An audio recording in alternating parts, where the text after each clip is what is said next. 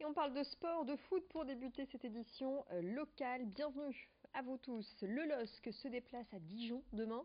Des Lillois deuxième du championnat, donc plus forts sur le papier que des Dijonnais qui stagnent à la 16e place. Mais attention au relâchement, surtout après cette mini-trêve internationale. Pour cette rencontre, le seul absent par blessure, c'est Jérémy Pied qui réintégrera le groupe lundi. Pour Rui Fonte, ils attendent de voir la séance de ce vendredi. A noter que Tcheka est lui suspendu, il sera remplacé par Thiago Maia. Je propose d'écouter le coach des Dogs, Christophe Galtier, qui a donné ses impressions sur l'équipe de Dijon lors de la conférence de presse hebdomadaire au domaine de Luchin.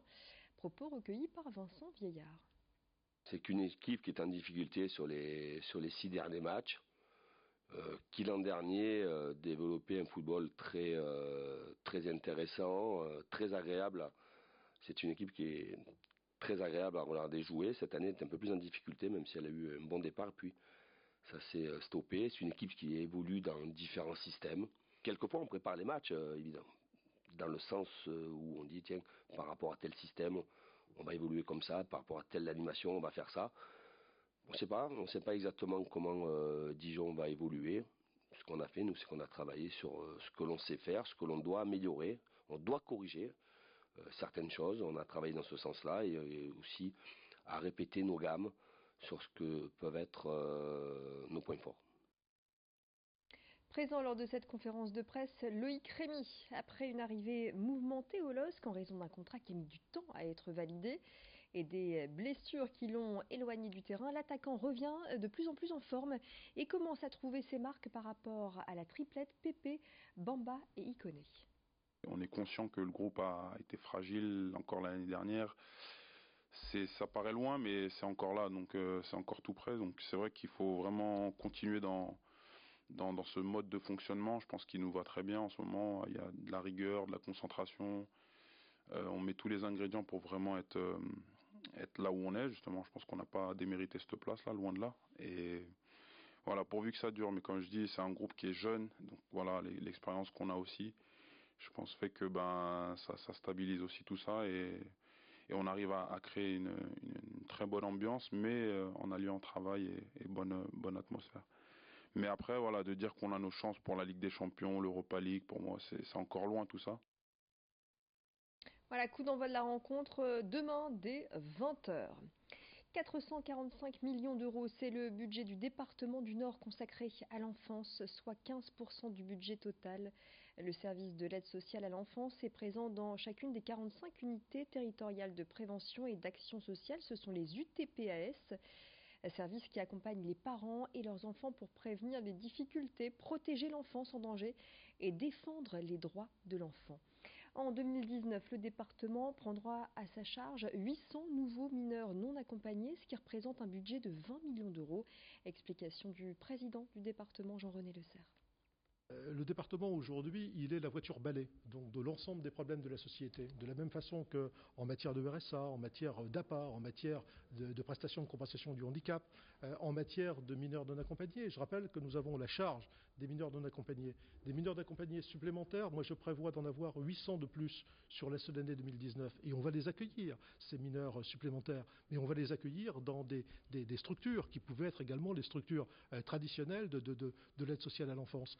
Il y a un temps à partir duquel le département ne peut pas faire face à toutes les faiblesses effectivement des autres structures et notamment sur ce point aux faiblesses de l'État.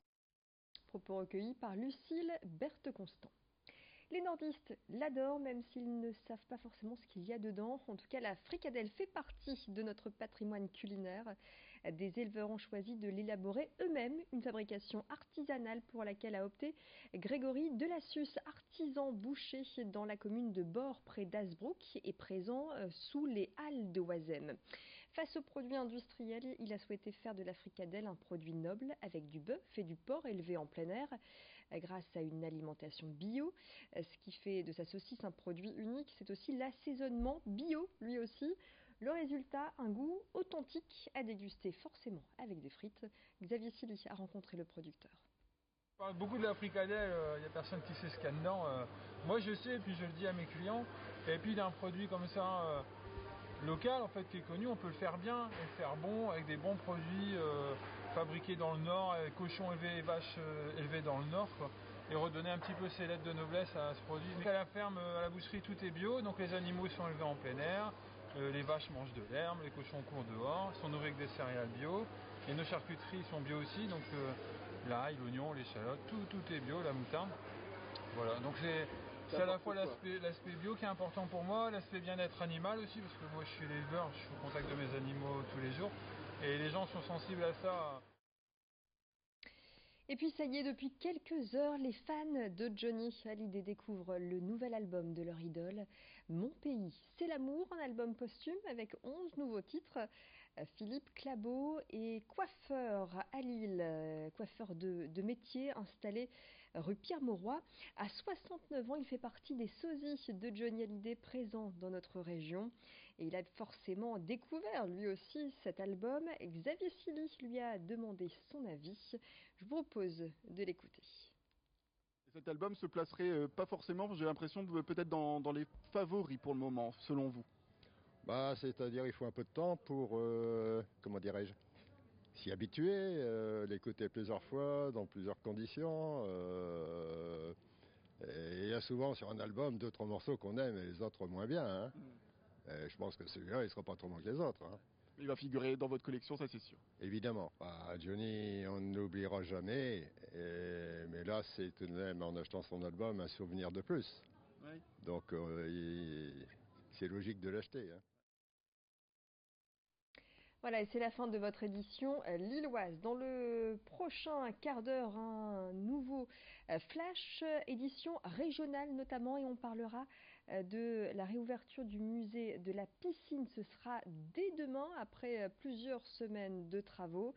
Musée de la piscine à Roubaix, et puis également dans l'édition régionale, un focus portrait d'un artisan torréfacteur qui mêle le café à la chicorée. On va partir ensemble à Waplage sur le littoral. Mais pour l'heure, les prévisions météo, toute l'actu côté ciel.